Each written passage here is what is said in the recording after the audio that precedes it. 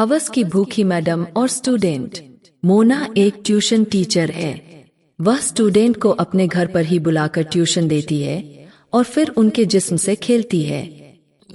इस समय उसके घर पर केवल करण, ऋषि और आशीष ही ट्यूशन पढ़ने के लिए आते हैं। ऋषि और आशीष 22 साल के हंसमुख नौजवान हैं। देखने में दोनों ही एवरेज है, लेकिन करण 23 साल का एक हैंडसम लड़का है जिसे देखकर कोई भी लड़की उसके प्यार में पागल हो जाए। क्लास खत्म होने के बाद करण, ऋषि और आशीष तीनों अपना बैग लेकर बाहर निकलते हुए अपनी मैडम को नमस्ते बोलकर चले जाते हैं। शाम के वक्त मोना फ्रेश होकर अपनी बेडरूम में आती है। उसने नाइट ड्रेस पहना हुआ है। वह अपनी जवानी को निहारने के लिए शीशे के सामने खड़ी हो जाती है। तभी दरवाजे पर राजवीर दस्तक देता है। इस समय राजवीर नशे में था। उसकी आंखों में हवस की परछाई साफ नजर आ रही थी। राजवीर आगे बढ़ता है और मोना को अपनी बाहों में भर लेता है। मोना उसे रोकने की कोशिश करती है। राजवीर कहता है, आज बहुत मन कर रहा है।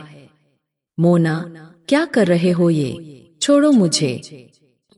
राजवीर, क्या हो गया? मोना, छोड़ो मुझे, मेरा कोई मूड नहीं है। इतने में राजवीर ने मोना को बिस्तर पर सीधा पटक दिया और उसके दोनों हाथों को अपने हाथों में थामते हुए उसकी गर्दन को चूमने लगा। मोना उसे लगातार रोकने की कोशिश कर रही थी, लेकिन राजवीर नहीं रुका।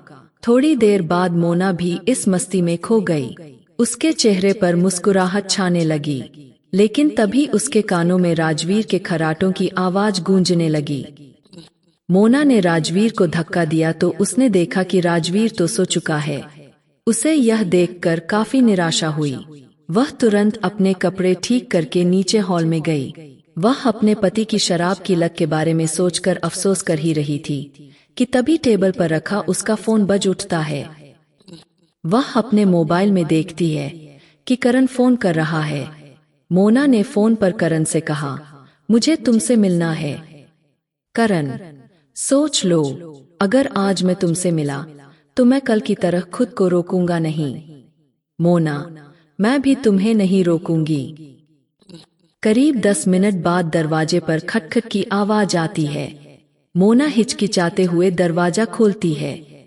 सामने एक 6 फुट का जवान लड़का काली जैकेट पहने हुए खड़ा था। उसने अपने सिर पर ब्लैक कैप भी पहना हुआ था, जिससे उसका चेहरा ठीक से नजर नहीं आ रहा था। तभी उसने अपनी टोपी को उतारा। मोना, तुम दोनों एक दूसरे को देखकर मुस्कुराते हैं। करण अपने दोनों हाथों को मोना के कंधों पर रखता है और उसे हॉल तक लेकर जाता है। वह मोना को सोफे पर सीधा लिटा देता है और खुद भी उसके ऊपर लेट जाता है। उसके बाद दोनों रोमांस में खो जाते हैं। करण मोना के होठों को अपने दांतों से दबाते हुए उसके स्तनों को मसलने लगता है। मोना सिसकारियां भरते हुए करण के पैंट की जिप खोल देती है। अब करण अपने आप को रोक नहीं पाता है और मोना के स्कर्ट में अपना हाथ डालते हुए उसके योनि को मसलने लगता है। मोना अपना सुध-बुध खो देती है और करण को सोफे पर पटकते हुए उसके लिंग को अपने मुंह में डालकर चूसने लगती है। करण आहें भरता हुआ मोना के बालों को खींचते हुए उसके मुंह में ही धक्के मारने लगता है। इस प्रकार मोना और करण की रासलीला करीब आधे घंटे तक चलता रहा और दोनों एक दूसरे के बाहों में डूबे रहे और एक दूसरे को देखते रहे। करण, क्या देख रही हो? मोना, मैंने कभी नहीं सोचा था कि मेरी जवानी मेरे किसी स्टूडेंट के काम आएगी। करण, मैंने तो जब आपको पहली बार देखा उसी दिन से आपको अपना दिल दे दिया। मतलब सोते जागते हर समय आप मेरे दिल और दिमाग में छाई रहती हो। मोना, अच्छा, ऐसा क्या है मुझ में?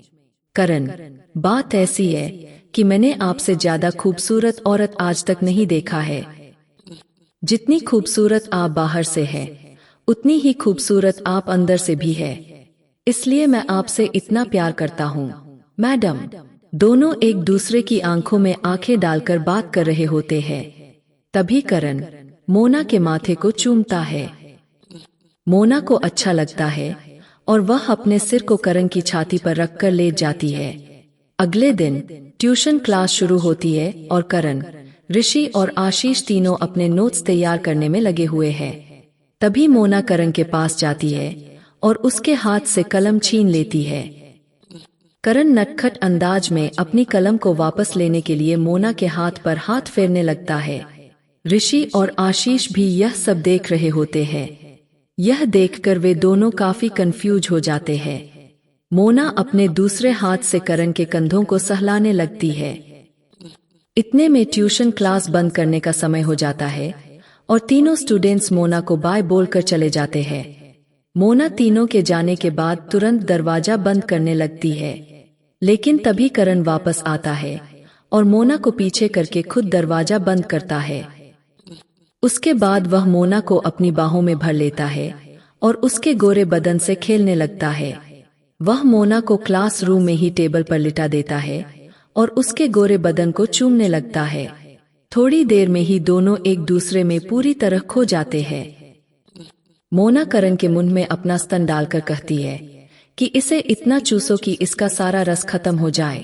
करण बोलता है, मोना डार्लिंग, मैं इसे नहीं, तुम्हारे नीचे के समुंदर का पानी पीना चाहता हूँ।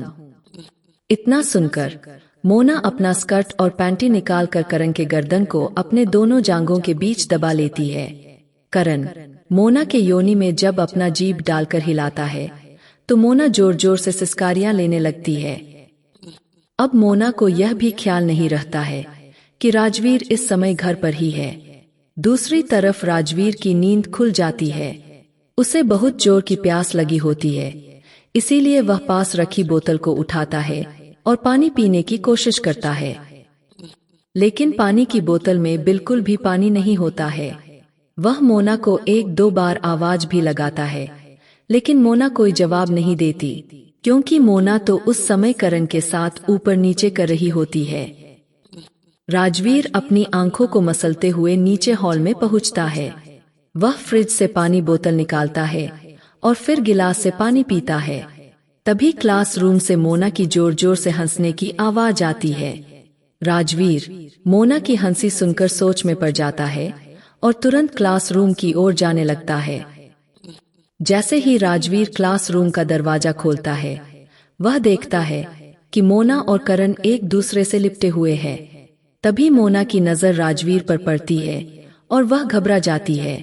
करण भी एक कोने में जाकर खड़ा हो जाता है। राजवीर यह सब देखकर बहुत गुस्से में आ जाता है और वह तुरंत जाकर करण की गर्दन को पकड़ लेता है। मोना राजवीर को रोकने की बहुत कोशिश करती है। किसी तरह से करण वहां से बचकर निकल जाता है। उसके जाने के बाद राजवीर दोनों हाथों से मोना की गर्दन को दबाने लगता है। मोना, राजवीर, छोड़ो मुझे, क्या कर रहे हो? राजवीर, बच्चलन औरत, आज मैं तुझे छोड़ूंगा नहीं। मोना, मैं भी इंसान हूँ, मेरी भी जरूरतें हैं, मेरे भी जज्बात हैं। राजवीर, आज तेरा कोई भी बहाना नहीं चलने वाला, समझी? मेरी नजरों के सामने पराये मर्द के साथ रोमांस कर रही है। उसकी सिर्फ और सिर्फ एक सजा है, मौत। मोना, मैं मर गई तो तुम्हारी शराब का पैसा कौन देगा? यह सुनते ही राजवीर मोना की गर्दन से अपना हाथ वापस ले लेता है। मोना खांसते हुए नॉर्मल होने की कोशिश करती है। मोना, राजवीर, हमारा रिश्ता तो कब का खत्म हो चुका है। अच्छा यही होगा कि तुम मुझे मेरी शर्तों पर जीने दो और जिंदगी भर में तुम्हारा खर्चा उठाती रहूंगी। बोलो, मंजूर है? राजवीर बिना कुछ कहे वहां से चला जाता है। मामला शांत हो जाता है।